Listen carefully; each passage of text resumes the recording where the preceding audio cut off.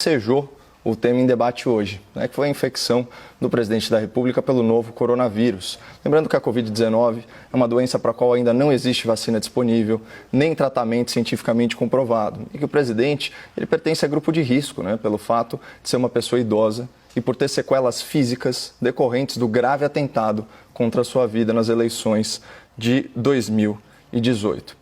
Bom, ontem eu e o meu debatedor, o Dr. Augusto, nós já registramos aí nossos votos de saúde ao presidente da República e aqui eu reitero a minha torcida para que ele convalesça rapidamente. O que choca é que esse mínimo de empatia com o próximo não é praticado por muita gente que se diz inclusiva, que se diz tolerante, que se diz progressista e até liberal, né?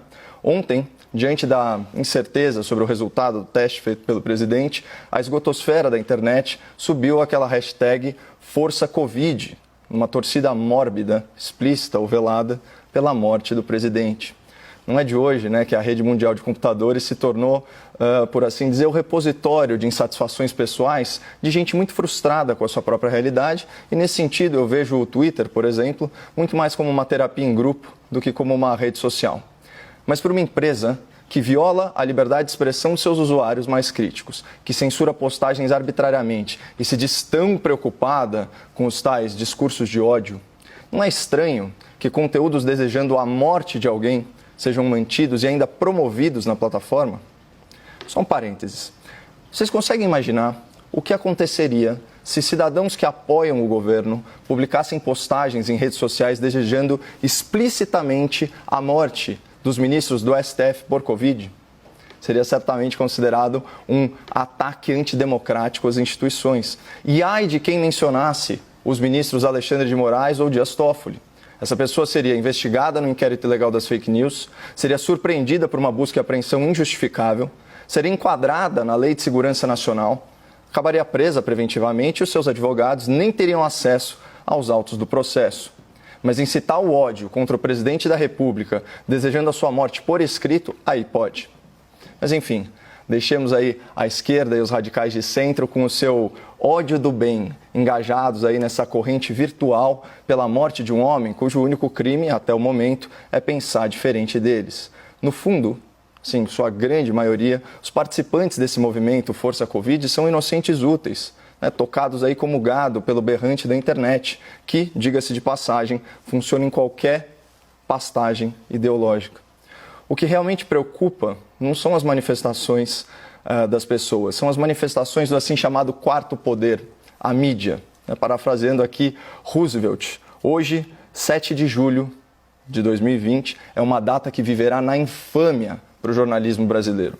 O Grupo Folha, controlador do jornal de maior circulação e do site noticioso com mais audiência no país, publicou um artigo vergonhoso intitulado "Por que torço para que Bolsonaro morra?". Eu vou repetir: por que torço para que Bolsonaro morra?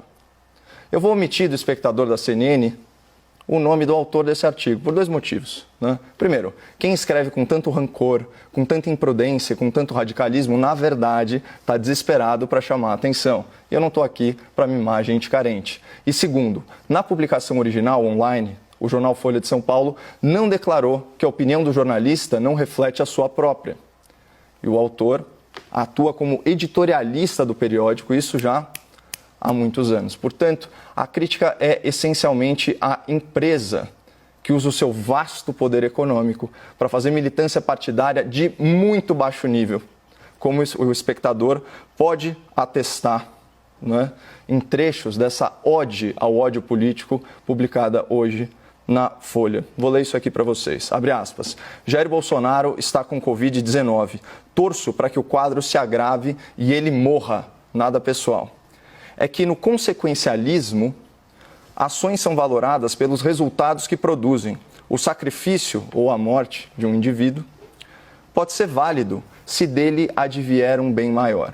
Então, só para contextualizar o espectador, a ética consequencialista avalia se uma ação é boa ou ruim, justa ou injusta, correta ou incorreta, com base nas consequências, sejam elas intencionais ou não intencionais, desse ato. Ou seja, numa interpretação vulgar, mesmo um crime pode se tornar um ato virtuoso, dependendo dos resultados que ele produz.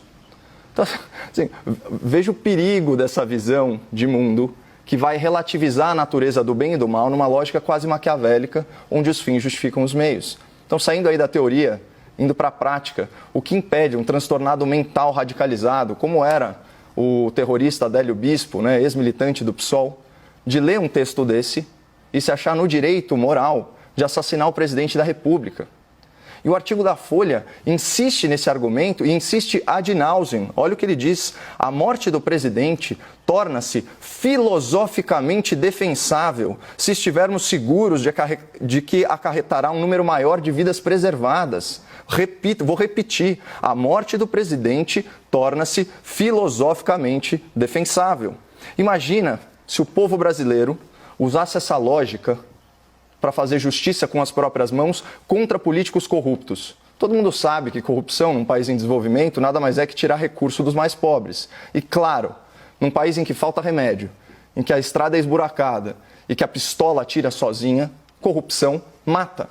Então, pela lógica do jornal aí de maior circulação do país, também seria filosoficamente defensável assassinar políticos ladrões para preservar vidas da população vulnerável? Será que o jornalismo militante está disposto a perder o seu corrupto de estimação, aí em nome do consequencialismo, né? Então, esse artigo incita o ódio político e presta um desserviço à democracia e ao debate público, calcado em ideias defensáveis, em ideias construtivas. A publicação da Folha é uma vergonha para a imprensa nacional e tinha que ser matéria nas faculdades de jornalismo como exemplo de falta de imparcialidade, falta de prudência e acima de tudo, falta de ética.